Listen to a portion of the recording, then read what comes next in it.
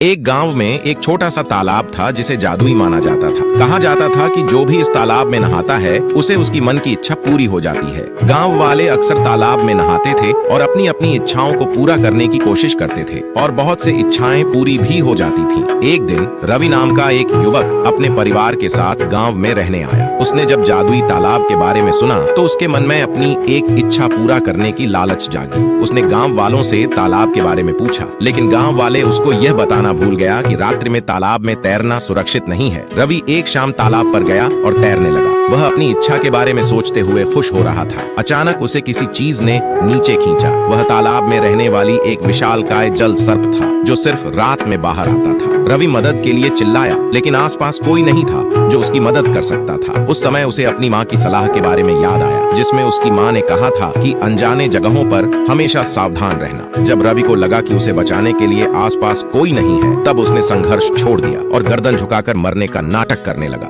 उसका यह प्रयास सफल रहा और सर्प ने उसे छोड़ दिया। रवि घबराकर और डरकर अपने घर लौट गया। उसने अपने माता पिता को इस घटना के बारे में बताया और वे उसे डांटते हुए सावधान रहने की सलाह दी। उस दिन से रवि ने सीखा कि सलाह का सुनना और सावधान रहना कितना महत्वपूर्ण होता है, विशेष रूप से अनजाने जगहों में। उसने अन्य गांव वालों को भी रात में तालाब में नहाने के खतरों के बारे में चेतावनी दी। गांव वाले रवि की चेतावनी के लिए आभारी थे और वे स्वयं भी सावधान रहना शुरू कर दिए। इस कहानी का सारांश यह है कि अनजाने जगहों में सावधान रहने की जरूरत होती है। यह जीवन के हर पहलू में लागू होता है।